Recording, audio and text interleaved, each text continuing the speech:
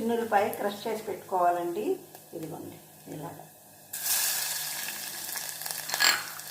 ఇప్పుడు కరివేపాకు,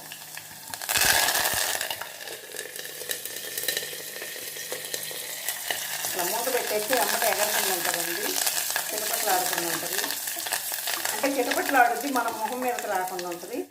ఇవన్నీ వేగిన తర్వాత మనము ఉల్లిపాయలు వేసేద్దామండి. అంటే పోపు వేగిన తర్వాత ఉల్లిపాయలు వేసేద్దాం.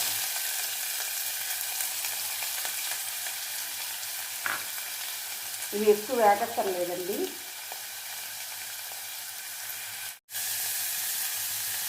ఇప్పుడు సొరకాయ ముక్కలు కూడా వేసేద్దాం దీంట్లోనే.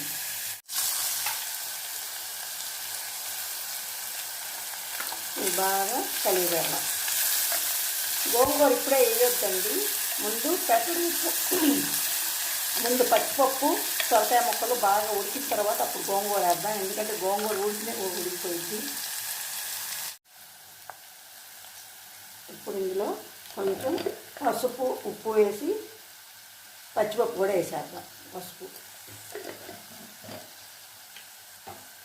ఉప్పు మనకి ఆల్రెడీ పచ్చిపప్పు నానబెట్టుకోవాలండి. ముందుగా ఒక 2 గంటల ముందు మనం నానబెట్టుకున్నామండి పచ్చిపప్పు, లేకపోతే ఉడకదు. అందుకని ఇప్పుడు ఇవి కూడా వేసేస్తున్నాం. పచ్చిపప్పు ఒక 2 గంటల ముందు నానబెట్టుకోండి, బాగా మెత్తగా ఉడికిపోయింది. మీరు విడిగా ఉడకబెట్టక్కర్లేదు. ఇప్పుడు మొత్తం బాగా కలిపి పెట్టి మూత పెట్టేసుకుందాం.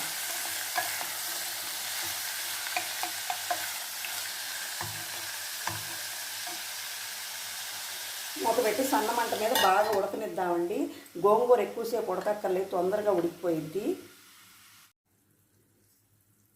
దీంట్లో కొంచెం కలుపుతూ ఉండండి, లేకపోతే అడుగంటిపోయిద్ది. నీరు మాత్రం పోయొద్దండి, నీళ్ళు అస్సలు పోయొద్దు, ఎందుకంటే ఉడికిపోయింది ఇది. ఇప్పుడే చూడండి కొంచెం ఉడికింది కదా.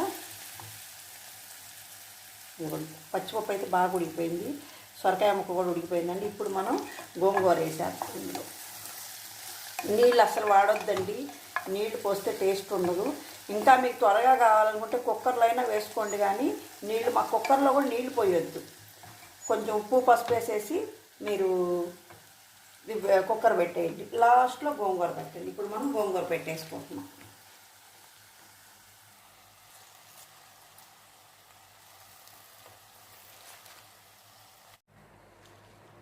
ఇప్పుడు బాగా కలిగి పెట్టేసి మూత పెట్టేయండి బాగా. చూడండి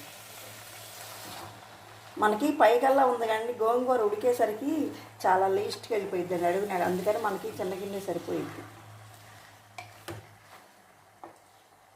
ఇట్లా బాగా కిందకి మీదకి బాగా కలుపుకోండి, ఎందుకంటే కిందే ఉంటే అడుగు అంటుంది, ఉడికిపోయింది కాబట్టి.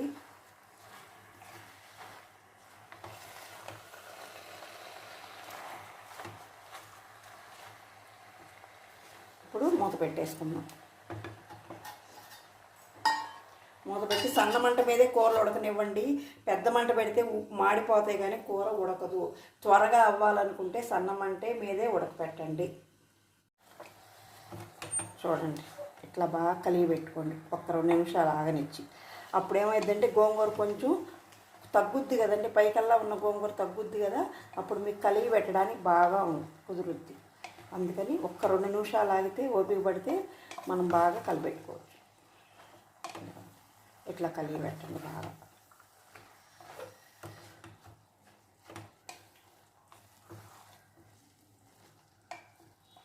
పచ్చిపప్పు మాత్రం 2 గంటల ముందు నానబెట్టుకోండి. లేదనుకుంటే మీకు పొద్దున్నే మర్చిపోతామేమో అనుకుంటే సాయంత్రం నీళ్ళల్లో వేసేసి ఫ్రిడ్జ్లో పెట్టేసుకోండి.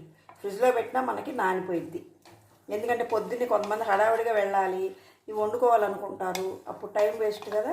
అందుకని సాయంత్రం పూటే నీళ్ళల్లో వేసేసి పచ్చిపప్పు ఫ్రిడ్జ్లో పెట్టేయండి. పొద్దున్న లేసరికి మీకు రెడీగా ఉంటుంది. బాగా ఒక 2-3 సార్లు కడుక్కుంటే సరిపోయింది. ఎప్పుడు నానబెట్టినా కడుక్కుంటాం అనుకోండి. అది ఇప్పుడు మూత పెట్టాను.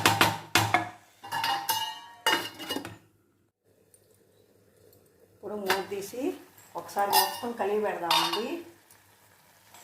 చూడండి గోంగూర ఉడికిపోయింది కదా. ఇప్పుడు కారం వేసేద్దాం.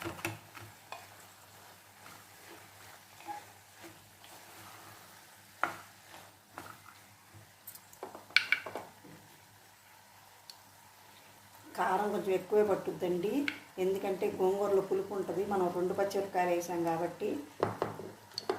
ఇప్పుడు బాగా మొత్తం కలిపేద్దాం.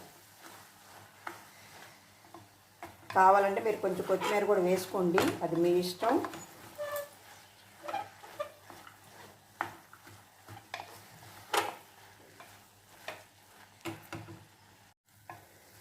గోంగూర ఈ మొత్తం బాగా మిక్స్ అయిపోవాలండి, ఎందుకంటే గోంగూర ఒక్కోసారి ఉండలుండలుగా అట్లాగే ఉండిపోయిద్ది, మనం ఉడికినట్టు. అట్లా కాకుండా బాగా కలపాలి, అంటే ఈ పచ్చిపప్పుతో పాటు కలిసిపోయేట్టు కలపాలి. పచ్చిపప్పు సొరకాయ, మీకు కనిపిస్తుందా సొరకాయ? ఇదిగోండి అట్లా.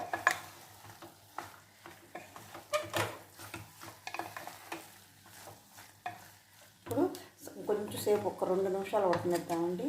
ఉడికినాక మనం సర్వింగ్ బౌల్లో తీసేసుకుందాం. మూత పెట్టేద్దాం.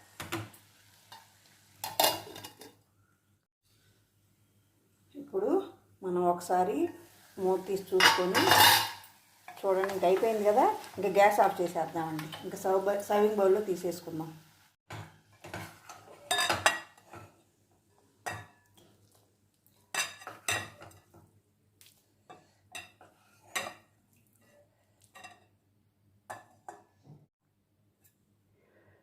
గోంగూర సొరకాయ పచ్చిపప్పు కూర is ready to serve. Thank you. Please subscribe, like, share my channel. చూడండి ఎంత కలర్ఫుల్గా ఉందో.